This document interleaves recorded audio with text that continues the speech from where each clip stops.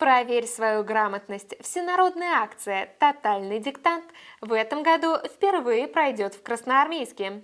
Вспомнить школьные годы и написать текст под диктовку можно будет 16 апреля. Ольга Васильевна, несколько лет уже в нашей стране проводится такое мероприятие, как «Тотальный диктант», но впервые оно будет проводиться в нашем городе. Расскажите, пожалуйста, во-первых, как наша библиотека решила принять в нем участие? На самом деле, мы еще в прошлом году думали о том, что хорошо было бы принять участие в тотальном диктанте. Это бесплатно, это интересно, это весело, и каждый может прийти и попробовать его написать.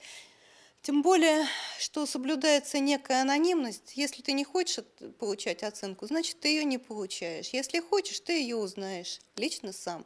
Поощряют и поздравляют и чествуют только отличников.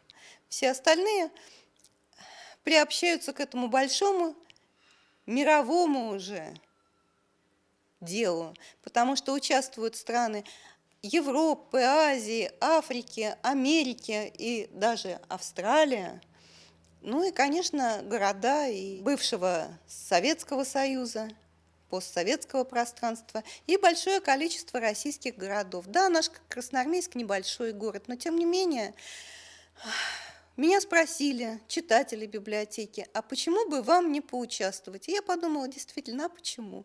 И мы решили это сделать. Это будет наш первый опыт, и я надеюсь, что, хотя это будет первый блин, но он не будет комом. Я вот тоже, слушая вас, решила принять участие в этом мероприятии. И мне, как будущему участнику, интересно, а вообще какой объем текста предстоит написать? На самом деле уже много лет существует такой сайт, он так и называется «Тотальный диктант». Его можно открыть, посмотреть авторов, потому что сейчас каждый год тексты пишут известные авторы. Писал Дмитрий Быков, Алексей Иванов, Дина Рубина. В этом году будет текст любимого многими детьми детского писателя Андрея Усачева. Я думаю, что это будет интересный, безусловно, текст. Это будет, может быть, смешной текст, но об этом мы узнаем только в день диктанта. А то есть автора можно узнать заранее, а вот текст это уже будет сюрпризом? Это, да, это большая интрига, это интересно. Там все. Дело в том, что проводится все это в один день. Московский часовой пояс 15:00, то есть 16 апреля, это суббота, в 15:00 мы ждем всех желающих.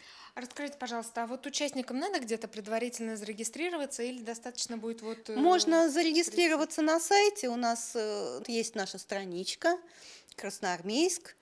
Можно будет зарегистрироваться, но я не думаю, что мы не сможем посадить всех желающих. Надеюсь, что можно будет просто прийти, может, вам утром захочется. Вот встали утром и думаете, чем заняться, а не пойти ли нам в библиотеку, и не написать ли нам тотальный диктант со всем миром.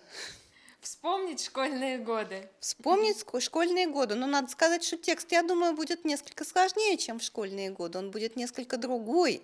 Но в этом и интерес, в этом-то и интрига. Тем более всегда можно будет прийти на следующий год и, позанимавшись русским языком, и исправить свои ошибки. А расскажите, пожалуйста, а как можно будет вот как раз-таки узнать свои результаты? Узнать, надо ли тебе подтянуть русский? Можно будет его, во-первых, получить потом, через какое-то время, а результаты можно будет узнать по интернету. А кто же будет проверять работы? Вот сейчас мы с этим и работаем. Нам обязательно нужен филолог, нам обязательно нужны волонтеры, которые будут помогать принимать людей, которые будут помогать проверять, и нам обязательно нужен диктор, который будет хорошо с выражением читать текст, потому что самого автора, авторское исполнение текста мы послушаем онлайн, но диктовку будем проводить своими силами. Ну хорошо, удачи, и я думаю, все встретимся Я за думаю, партами. мы с вами точно встретимся на тотальном диктанте.